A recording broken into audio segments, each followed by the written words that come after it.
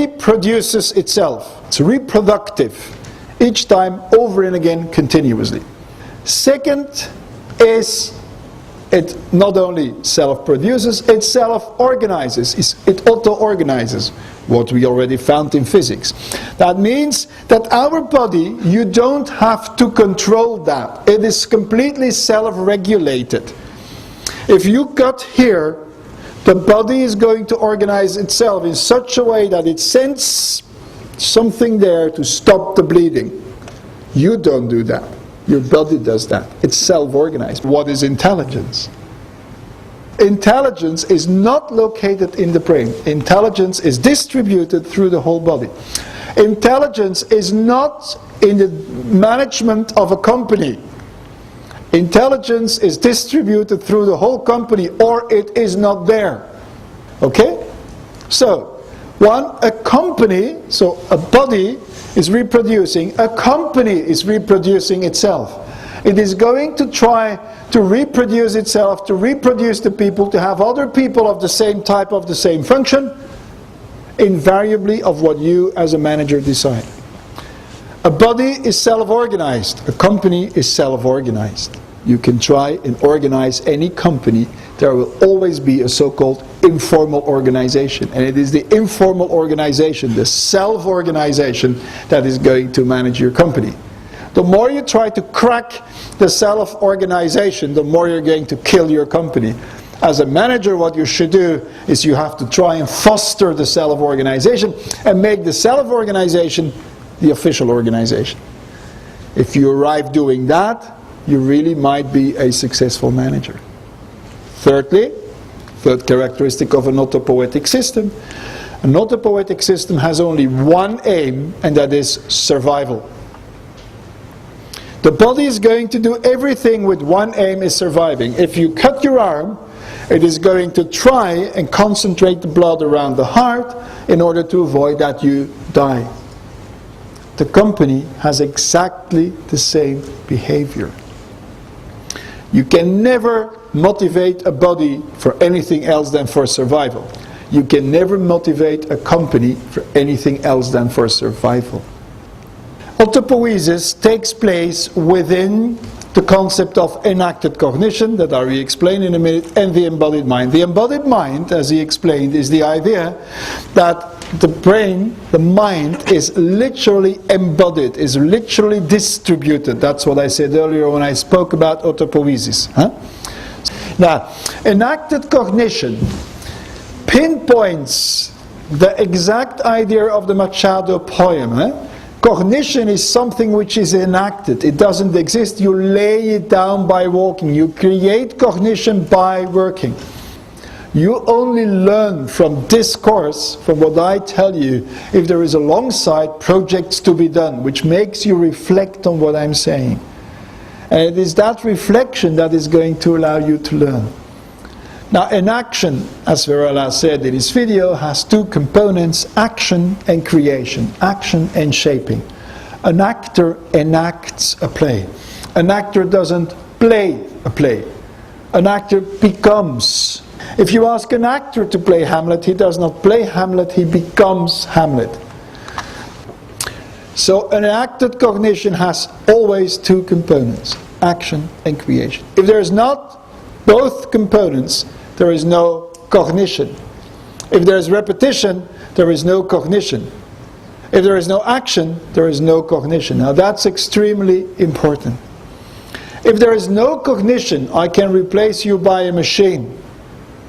We talk about artificial intelligence next time. But if there is no cognition, if there is no action and creation, a machine will always do better than you.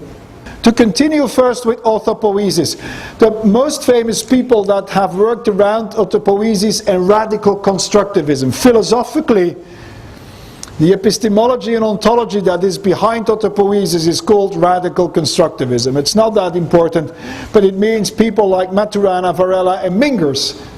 Mingers is an interesting guy. Drop Gödel. That's too difficult to explain what he's doing there. Mingers is a guy who works at Warwick Business School. And he is working in operations management. And he did lots of research about logistics and operations management and how logistics and operations management systems are autopoietic. And what the consequences are of the fact that even those logistic processes are autopoietic. So in other words, how could you alternatively organize logistics? In essence, it's a mechanistic way of interaction. Okay?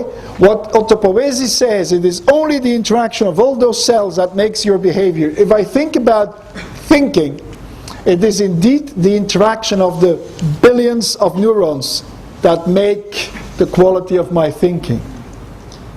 It is the interaction. There is nowhere memory, there is nowhere causality, it's just interaction.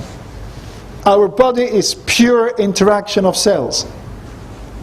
Something which is important, and I'm sorry for the difficult word, but I didn't want to skip it, at least you know that word too. Any explanation of living systems, whether it's you, whether it's an organization, whether it are animals, whether it is whatever that lives, everything where people are involved lives, okay? Any explanation of a living system should be non-teleological. That means it should have no resource, no relationship to idea of purpose, goal, ends, or whatever. You cannot, for a living system, decide a final goal, since you're never going to reach that. The system is going to lay down the path in walking. So any purpose of a company, if you want to understand the company, should be non-teleological, should not be goal-oriented. Now that's a very difficult one, since that's what we do in business. If you understand an autopoietic functioning of the system, you should never have a goal. A goal in the sense of, that is what I want to reach. And make the difference between a goal and a vision. Okay? It's a big difference. Good? Now, I spoke in the very first course about Gödel. Recall when I spoke about self-reference. And I already mentioned that I'm going to say it again. Any living system is autopoietic, but any autopoietic system is circular and self-referring. The organization is closed, and I refer to the immune system and I refer to a social system. The autopoietic concept of an organization is my body is closed, and if I leave it closed like that, it is going to tackle all the problems itself.